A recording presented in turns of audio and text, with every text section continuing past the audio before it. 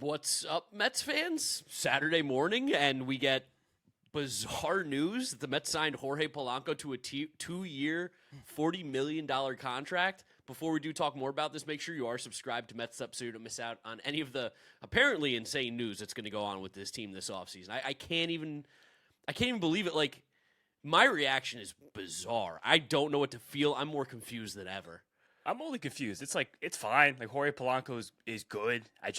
I wasn't expecting to wake up and see Jorge Polanco is going to be the Mets' new first baseman. I think the biggest lesson to learn from this is that some people can pretend, like some people can acknowledge, but no one has any idea what David Stearns is going to do next. I mean, 32-year-old Jorge Polanco, who's a horrible fielder at other positions. Now we're going to put him at first base position he never played.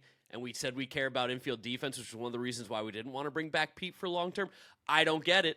I guess I don't get it. For extra $10 million a year, I would much rather have Pete Alonso, even for the extra years as well. Yeah, well, clearly they wouldn't rather have Pete Alonso for the extra years. Clearly the years were the problem. But I feel like we're in Moneyball right now. Like, he could probably play first base, right?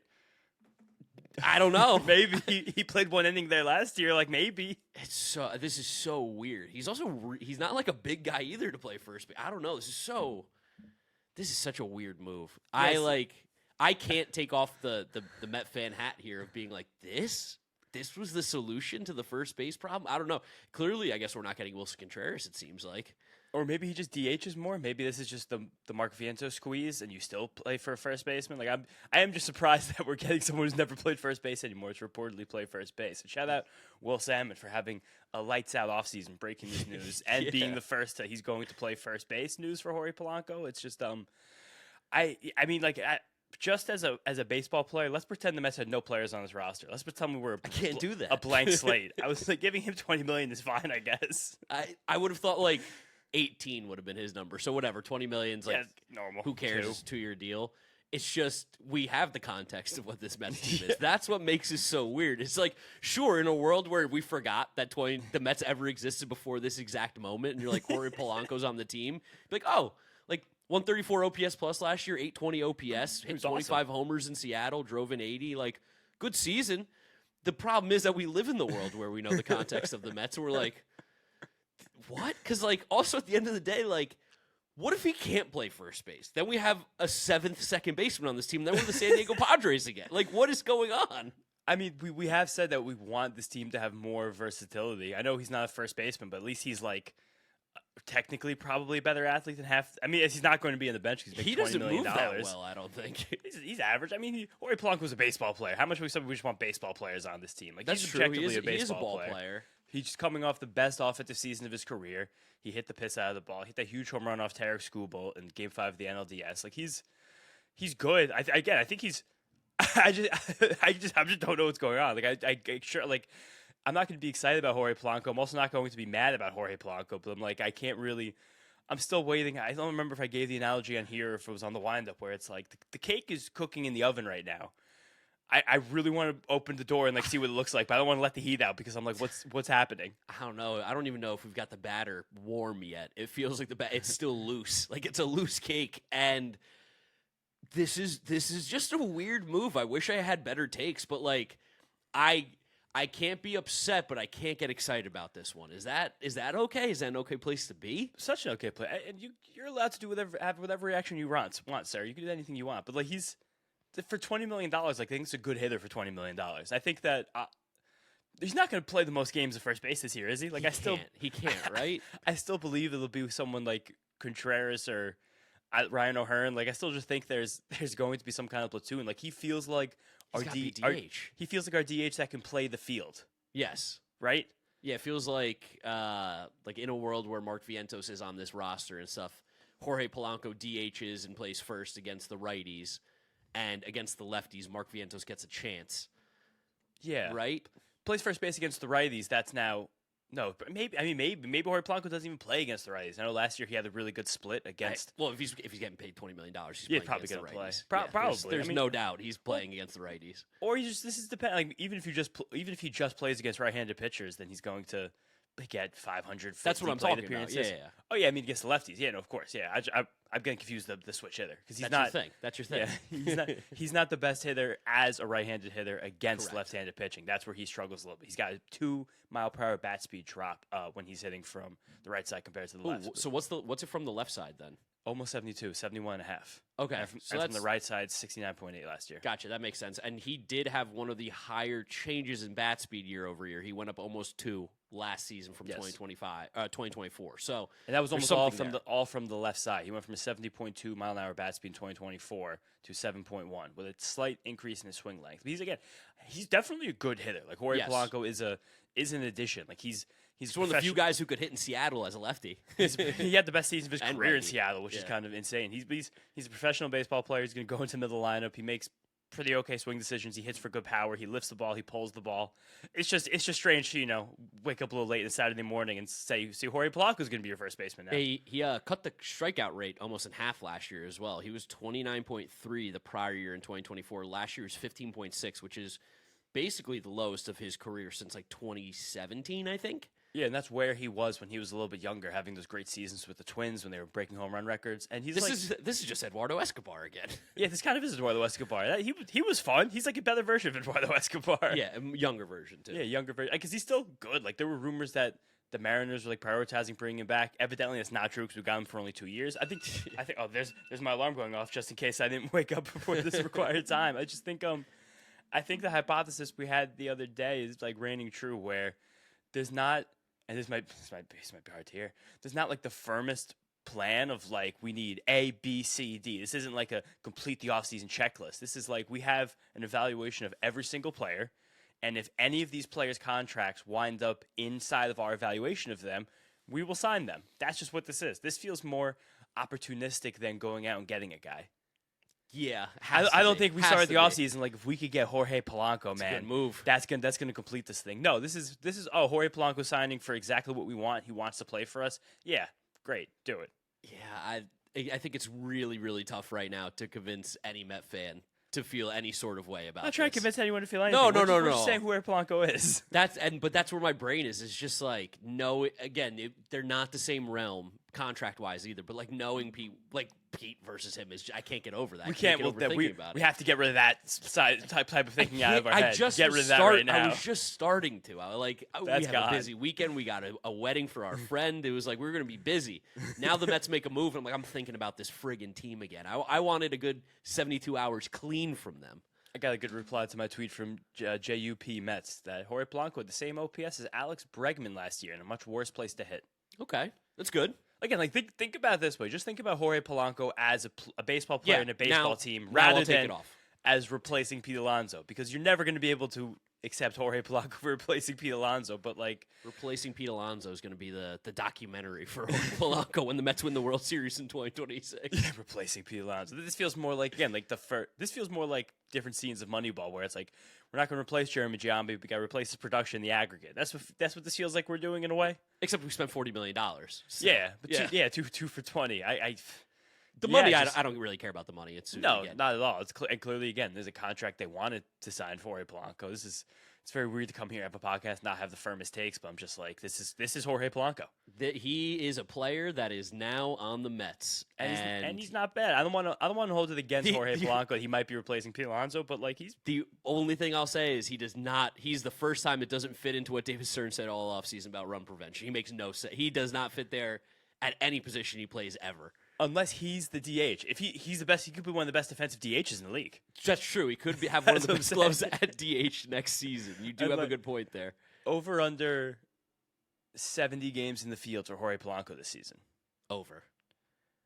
Yeah. And also, I think over because he can play second. He can play third. He theoretically could play shortstop if needed. It does feel like it is for a spot that's kind of taken up by Acuna. It feels like you're getting a much, much better player at the absolute worst, and you'll worry about the defense when it has to. Let's think about Jorge Polanco in this light. Like early in the season when Jeff McNeil was injured, again, like you said, we had Acuna play like almost a month of second base, and Brett Baty played a lot of second base. Yeah. The last weekend of the season when Brett Baty pulled his oblique, and we had to put the combination of Mark Vientos and Ryan Mauricio at third base defensively, you felt a huge chasm in defensive ability.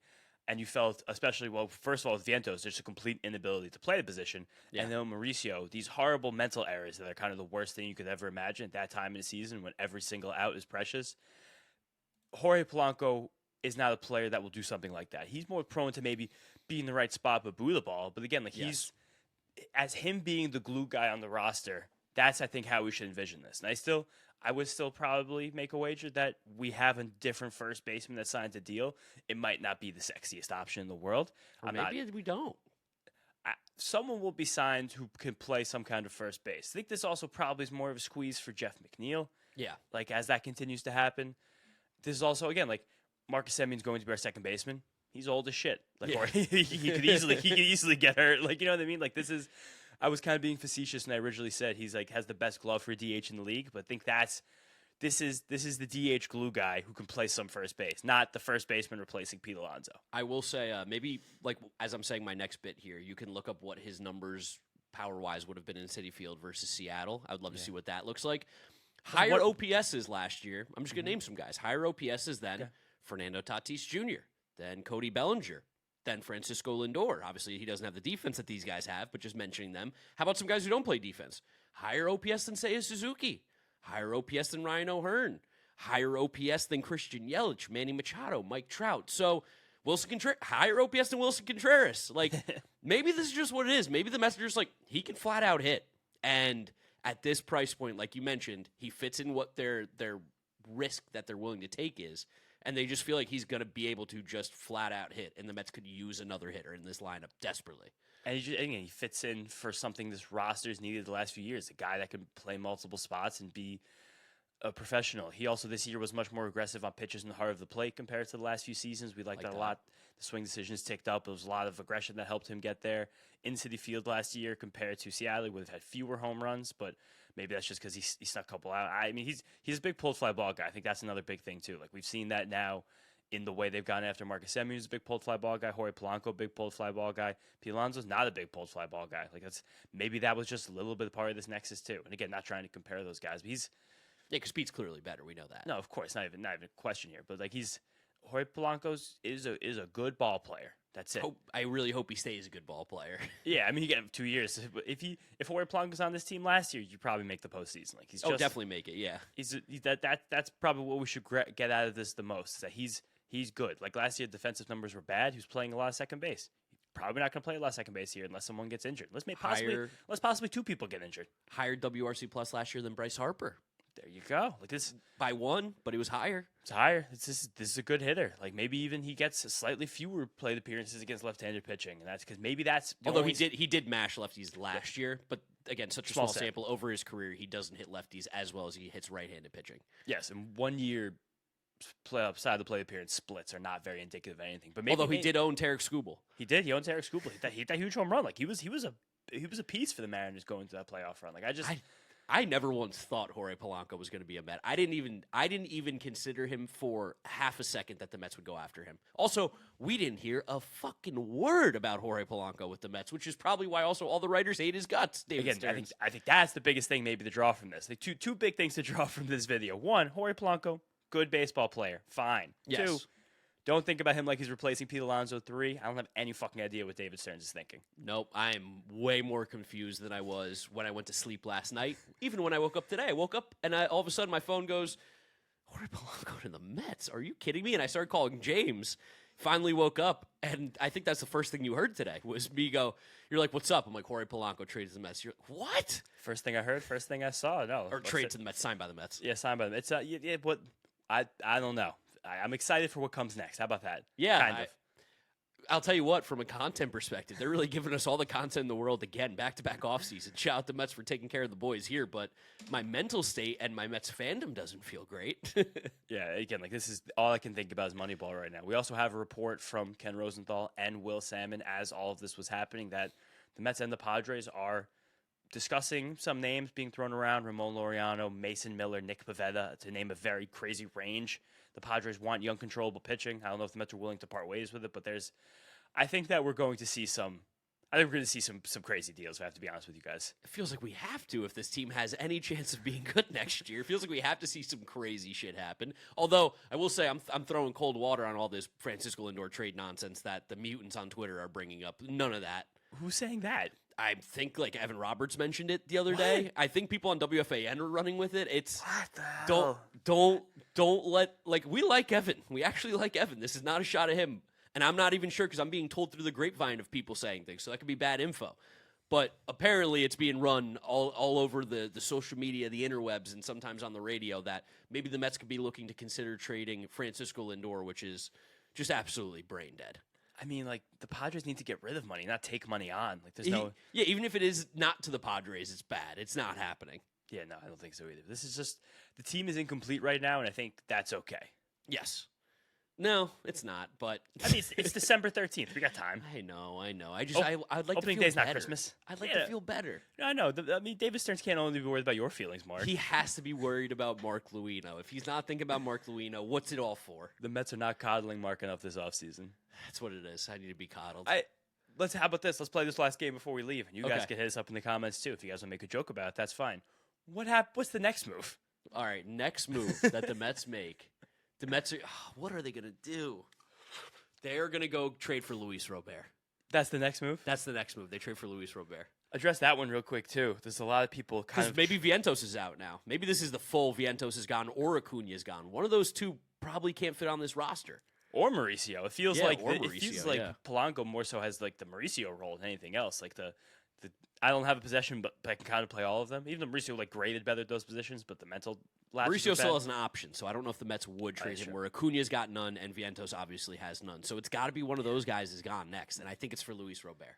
Thank God Mauricio has that option. We had to keep him on the roster all year last year. We couldn't trade for a guy like Jorge Polanco at the deadline and not have Ronnie Mauricio wasting the bench all season. But there was a report that went around that the Luis Robert report that the White Sox wanted a particular prospect from the Mets, and the Mets wanted to kick in money allegedly for that prospect. And people were like, how could the Mets want money to be kicked in? Like the White Sox made a hard line of not kicking in money for the most expensive, for the richest owner in the sport. If the White Sox are doing that, that's bad business, because if there's a particular prospect they wanted and the Mets were like, this prospect is above this line for us, so we need some money for that prospect. If I was a White Sox fan, I'd be very disappointed that my team could actually get the prospect I wanted, but won't pay the few $1 million to do it. Yeah, that'd be a horrible, horrible look for a horrible organization. But yeah, that's mine. I think it's going to be Vientos or Acuna traded for a Luis Robert center field type. What do you think it's going to be, James? I still think we get Wilson Contreras after this. I'm not kidding.